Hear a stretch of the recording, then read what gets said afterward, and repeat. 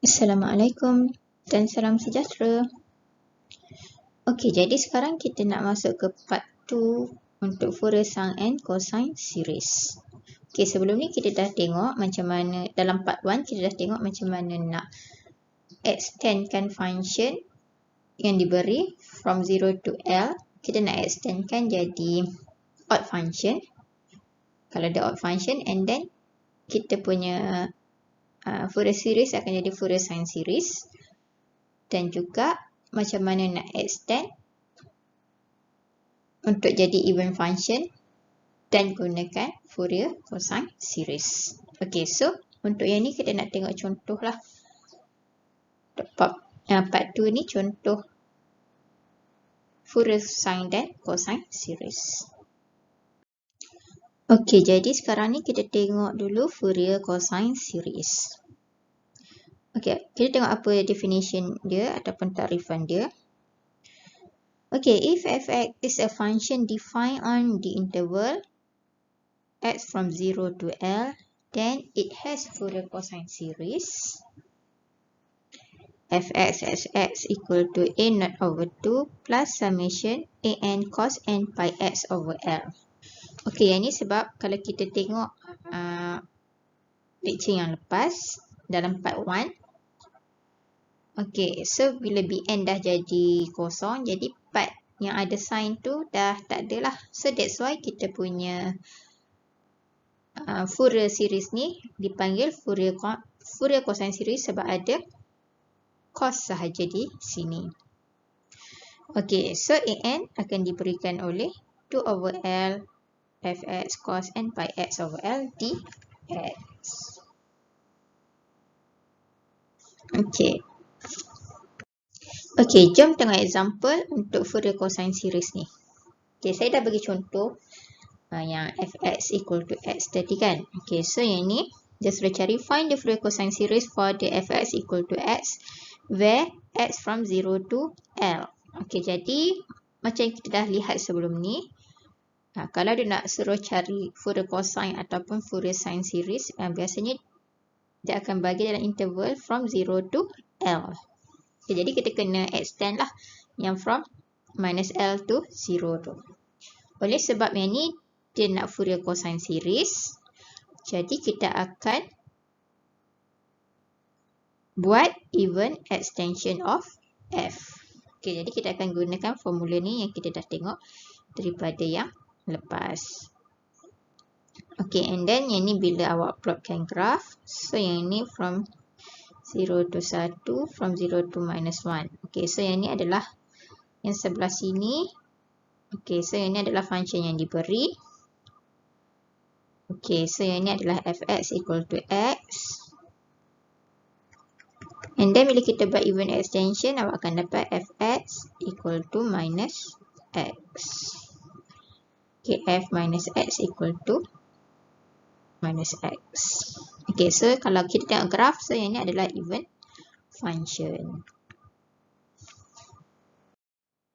Okay, jadi disebabkan dx ni adalah even function, then kita tahulah yang bn ni akan equal to 0. Dan kita hanya perlu cari a0 dan an punya coefficient.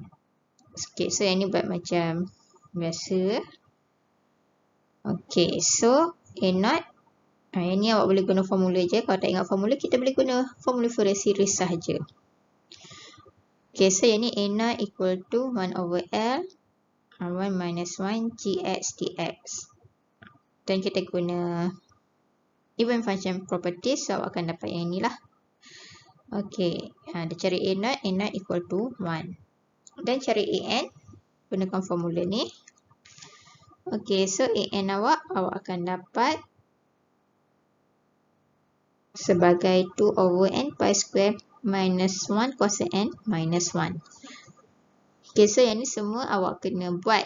Jangan tak buat. Kalau tak buat, memang awak tak akan expert lah untuk macam mana nak integrate. Okay, jadi yang ini kita boleh tengok sekali lagi bila ada terms yang macam ni. Kita tahu kalau n tu even, an akan jadi kosong. Sebab kalau dia even, macam yang saya dah tunjuk sebelum ni lah, kalau n tu even, awak akan dapat, kalau dia even kan yang ni, so awak akan dapat 1. Jadi 1 tolak 1 akan jadi kosong. Kalau n tu odd, baru awak akan dapat, dia akan jadi minus 1 ni. Kalau dia odd, dia akan jadi minus 1. Jadi minus 1 jadi minus 2.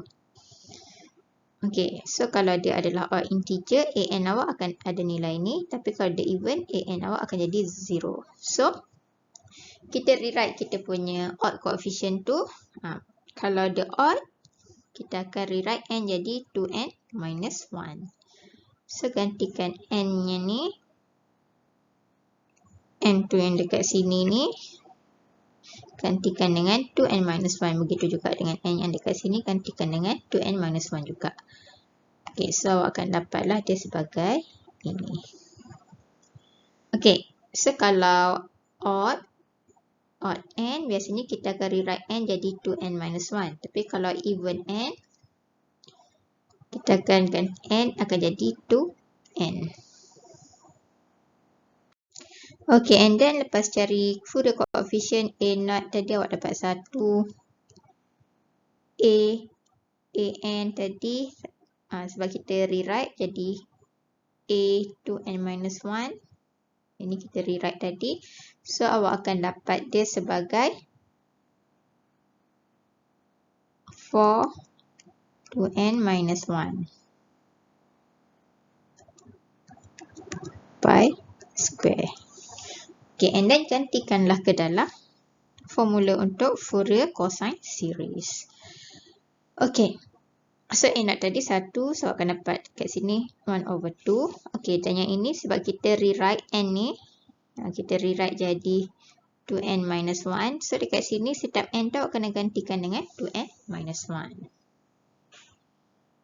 Okay, and then yang ni kita simplify. Kalau yang tak ada kaitan dengan n ni, kita boleh keluarkan daripada summation tu, letak kat luar. So, yang 4 dengan pi square ni tak ada tulis n sebab n ni kena sebab dia dalam summation kan. So kalau ada constant je tak ada kaitan dengan n, awak boleh keluarkan dia.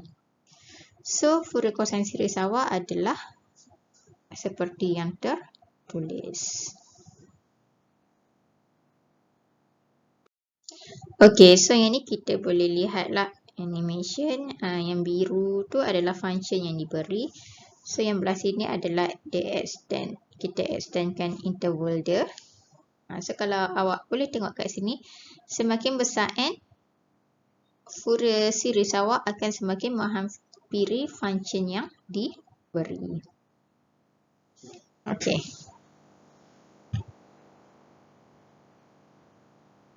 So next kita akan tengok contoh berkaitan dengan Fourier sine series pula.